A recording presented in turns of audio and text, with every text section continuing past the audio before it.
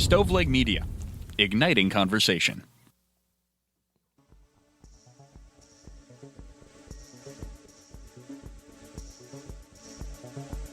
Welcome to True Crime to Go. What can I get for you? It's been a long week. Let's just go ahead and do something controversial. I don't know, maybe a death penalty, something like that. Pull up to the second window and we'll see you next crime. Welcome to True Crime to Go. I am John, here with Jamie. How you doing, man? Doing pretty well. I feel like this death penalty topic is a hot one right now. We've had several cases just in the last few months of executions that, whether they happened or not, it's raised a lot of conversation, and this is the latest one. Yeah, it is, and I feel like there has been a lot lately, but let's just go ahead and dive into it. Why don't you get the ball rolling? Yeah, today we're going to Texas, where 57-year-old Robert Roberson was set to be convicted just a couple of weeks ago, and just hours before that was supposed to happen, it was halted.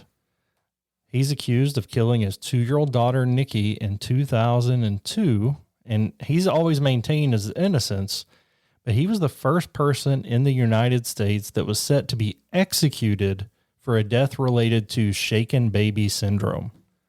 But hours before the execution, somebody stepped in, Texas lawmakers, and they used the junk science law, which we'll talk about in a minute, to stop the execution for now. It's not permanent yet, but he's not being killed imminently.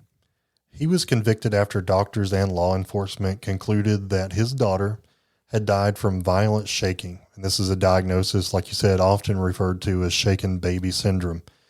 Unfortunately, I've seen too many of these in my case file reviews. However, in the years since, advances in forensic science have called into question the certainty of such a diagnosis. Robertson's legal team has argued that Nikki may have died due to other medical conditions and not from being shaken, and that the original case against him was built on what they now call junk science. Right, and that's a law that pretty much just allows, and this is a Texas specific law, it allows them to say, you know what, the science wasn't good back then. We need to revisit this case.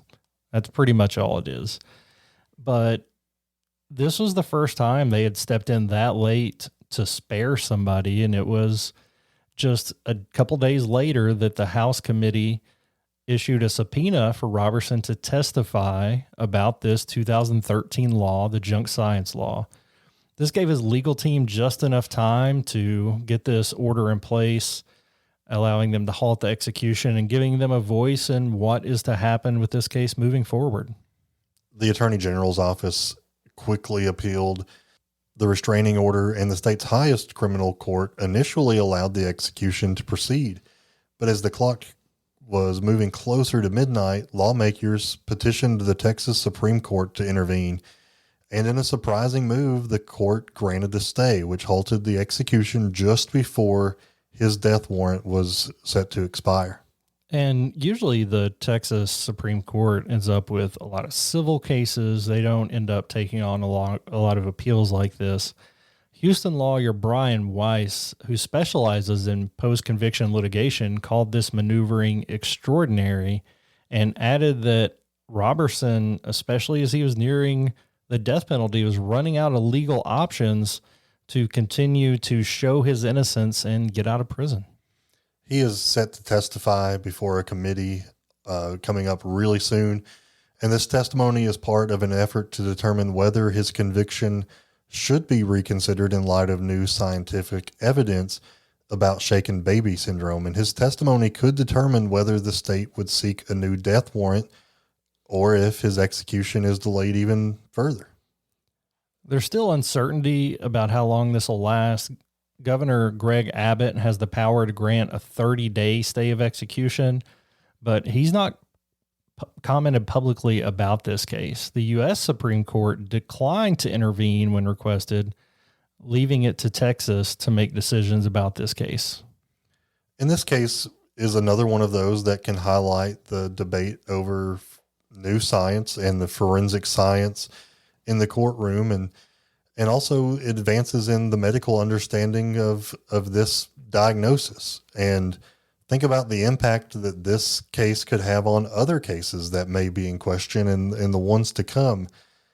I think there's so many times throughout history that we thought we knew precisely what happened, but now with new advances in technology and understanding of science, we may not have known as much as we thought.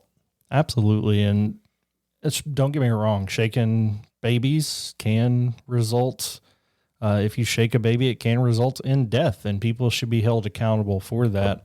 But I think the appeal here is that in this specific case, maybe it wasn't as clear that actually happened. State Representative Brian Harrison, who's a Republican who supported the motion to bring Roberson in to talk about this, claimed that executing a potentially innocent person is the exact opposite of justice. And this ended up being supported in that House committee by both sides of the political aisle on, making sure that we hear this out. They did actually have a hearing last week where he was supposed to show up, but he was unable to be there physically. They were going to have him testify over Zoom, John, but they decided not to, and they gave some commentary about that I found interesting, because he has been diagnosed as being on the autism spectrum and has trouble communicating. They didn't want to put him in a situation where speaking through a camera was his only way to communicate. So they were going to wait till they can have him in person. And as a parent of someone with similar special needs, that's kind of encouraging that is a level of awareness here. He also is low functioning with his IQ and has other issues, I think, that probably played a role in his original conviction, and those are going to be taken into account now.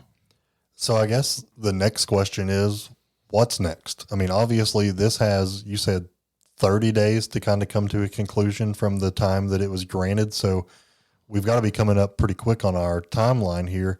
And I think it could go, I feel like the right thing to do is to really understand, is there scientific evidence that could prove that he didn't murder his daughter? And I mean, that's involved, right? That's talking about, do you even still have access to her body to, exhume her body and find out? It's a lot. And this is an awful case where if he didn't do it, he's been held responsible for years and almost was put to death. But now where do you stand? I mean, do you just keep the guy in prison forever, but still really don't know what happened to his daughter? I mean, they could get another death warrant and execute the death penalty and execute him because of this. But I don't know that that'll happen. That's an issue with our legal system, which I don't know that it's a problem, but when a jury makes a decision, they have to do so beyond a reasonable doubt. And if they have reasonable doubt, they can reject the conviction and acquit somebody. But on appeals, it's not enough just to show reasonable doubt. So I think it could end up in a situation where they look back at the evidence and whatever science was used during the trial and say, this wasn't good, we're going to dismiss the charges and let him out. Or they could just leave him in prison. They could grant a new trial. There's so many different things that could happen here that I think this case is going to set a precedent in a lot of ways in Texas and nationally for how to handle cases where new science has proven convictions to be in question. Yeah, I think this is one that we will definitely need to keep you updated on over on Patreon, which will be coming out next week. So if there's breaking news in the case, we'll let you know. Yep. Also follow us over on TikTok and Instagram. We put a lot of case updates and commentary over there. So join in the conversation with us. But for now, this has been a crime story in 10 minutes or less. Would you like crime with that?